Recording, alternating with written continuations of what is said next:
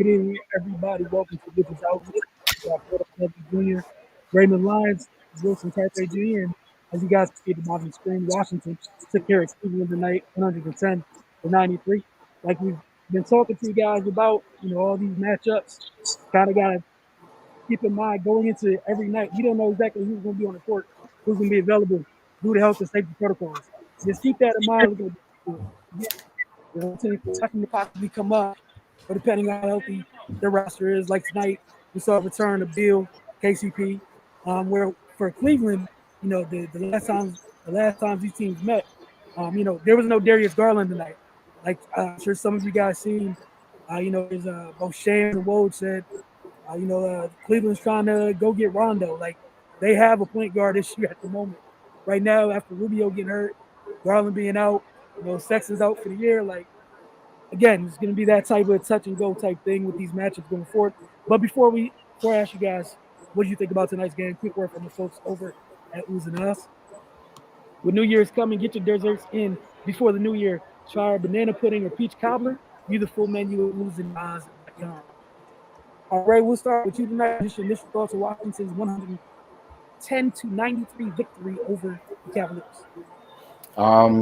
It's good to see the Wizards, the team that goes on a run, and the other teams got to play catch up. I haven't seen that in a while, but yeah, man, they took advantage. No Jared Allen, no Darius Garland. We saw what those two are capable of the last time these two teams met, and the Wizards, they saw those guys out the lineup and they went to work. Brad Beal on his return, he started out extremely aggressive. Pretty sure he was hyped to be back out there. Excuse me. But yeah, man, it was Kuz had a good shooting night. Gafford, he was didn't have to deal with Allen and Mobley tonight. He just had to deal with Evan Mobley, which is not easy task. But dealing with one of those guys is better than having to deal with both of them. So he was able to be effective. Then it was just good to see some G League guys get some burn. Even though it was then in the waning moments of the game, it's just good for them to just get that experience and just get it out the way. I'm sure there's some jitters involved, but the next time they get that chance, it won't be the first time they were under those type of lights. Playing in the G League is different than playing in the NBA. Every level you ascend, it's a new adjustment that needs to be made. So it was good that they were able to pretty much wrap the game early to get those guys in. Um, Denny, man, he didn't have the greatest shooting night, but he did show some versatility on both ends of the floor. Um, the second unit with him controlling the ball, it looks good, and he was versatile on defense as well. Pretty much guarded up and down the depth chart. So it's just good to see him continue to develop and show his range as a player. But yeah, man, good win for the Wizards.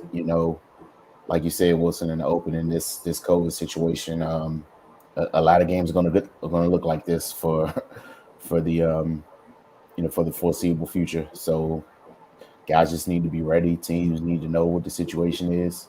Um, it's going to be a lot of makeshift lineups in there. So guys just need to come in ready to play, and when they get that opportunity, make the best of it. But yeah, man, whenever the Wizards can get one in the W column, it's a good night for me. All right, Cardell. Yeah, I think they kind of resemble what we saw the first part of the season. The entire league is dealing with the COVID situation, not knowing who's going to be there, who's out, or whatnot. So for me, it's just a matter of who can adjust the best, and the Wizards tonight adjusted the best. I like how they attack. I know Jared Allen wasn't down there, but Mobley was, and he young. So still light. A little light. What I'm saying, and they attacked him. And outside of him, they had no worries going in there. What I'm saying, so you could tell that was the game plan early. They attacked. I like what Gav brought defensively when the Wizards were kind of in a shootout. He was the one kind of holding it down at the rim and stuff. And in the second half, the rest of the Wizards kind of buckled down and started playing defense like what we saw when they were 10-3 at the beginning of the year, and they just locked the Cavs down. That's how they were able to pull away. I definitely love what I saw from Kuz. Obviously Bill was on one. Happy to just be back on the floor. Kind of knew he would come out, aggressive or whatnot.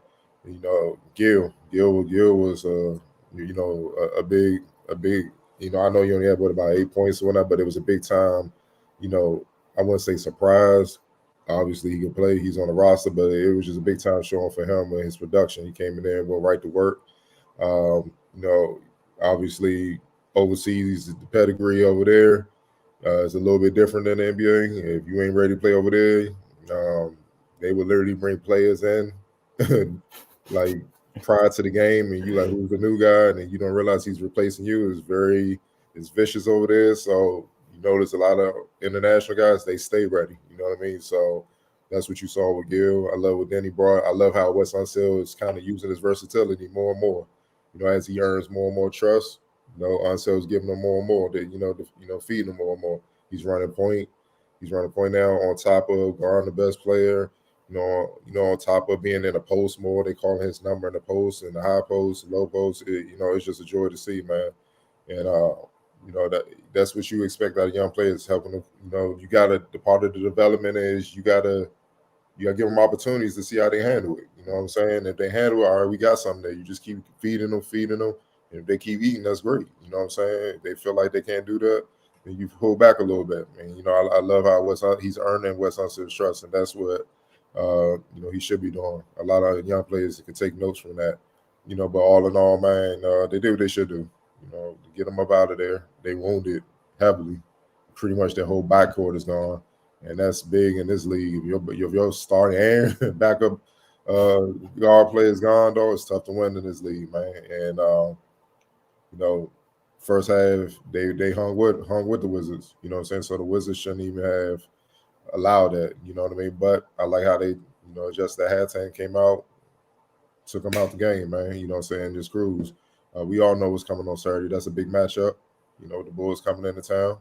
I know they wounded, but everybody's wounded. So that's kind of a test game to see where you are, just how far you have to go. You know what I mean? Especially in, being at home and, taking care of home court. So, all in all, man, just a good all-around performance, man. I love the pass. I love the ball movement. I love the defense. They just got to maintain that, man. That's their issue. Can they be consistent? And only time will tell if that's the case. Yeah, I think you guys laid it all out. Cleveland to start the game, Love and Mobley were outstanding to start the game. They were just taking turns for a little while there.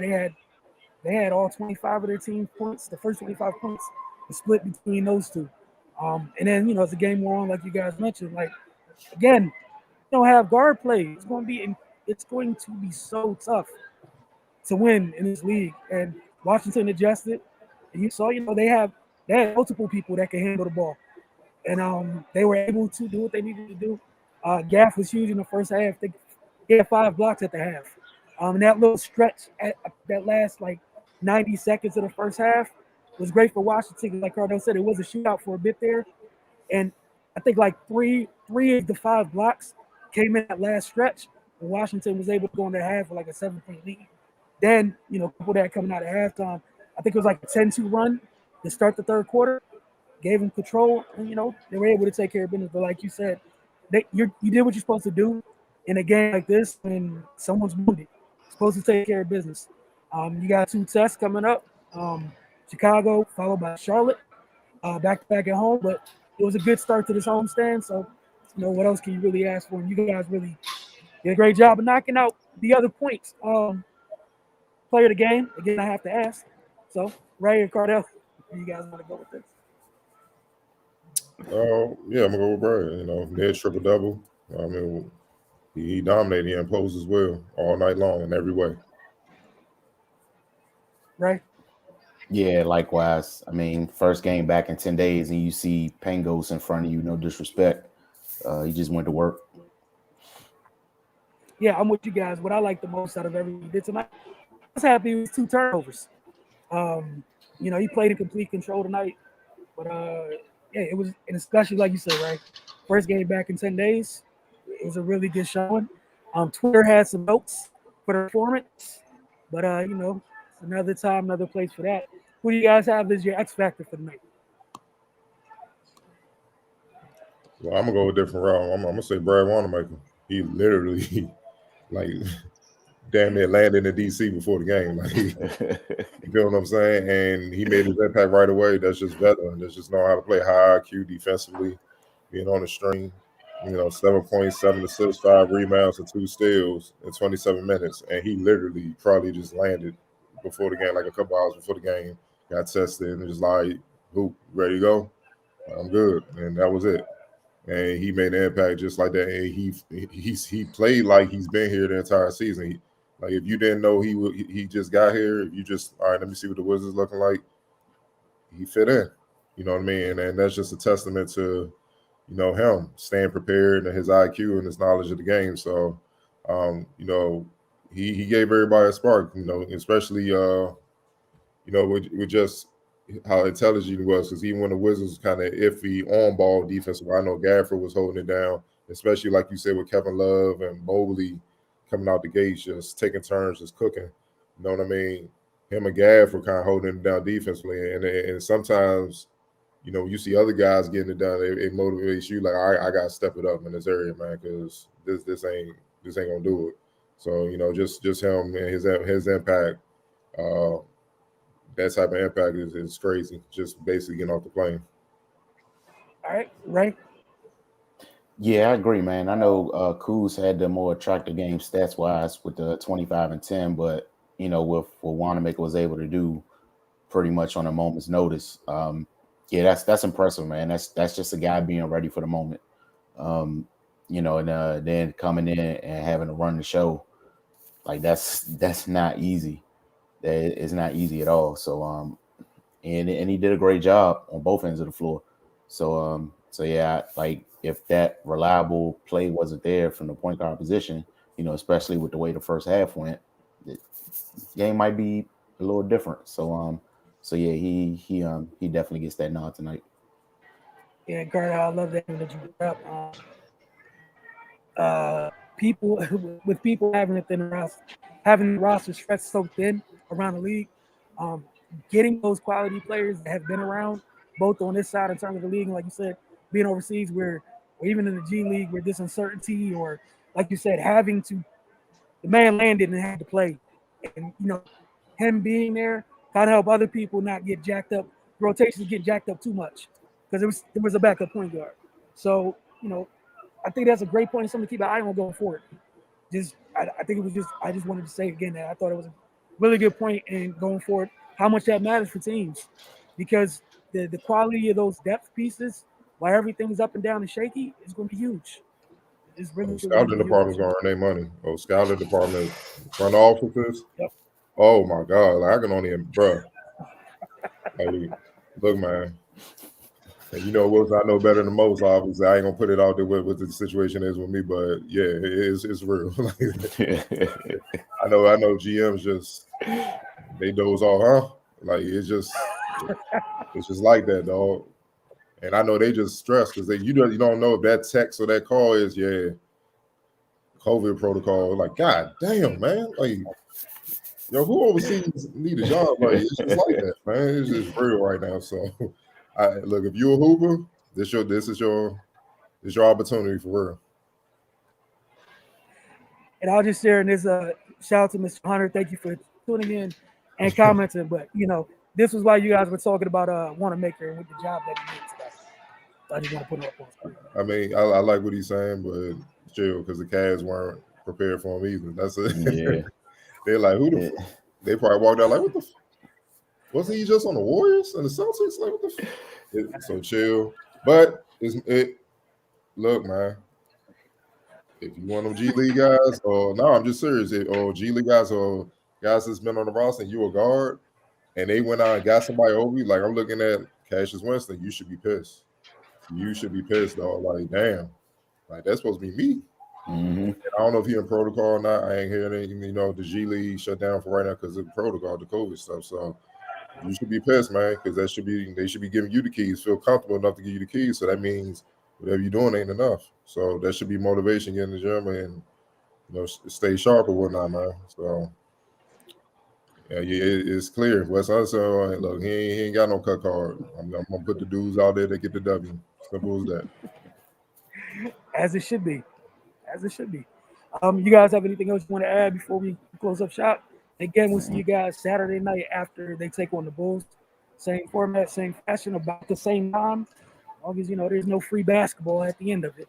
So for Raymond, Cardell, and myself, you guys have a great evening. We'll see you guys on Saturday.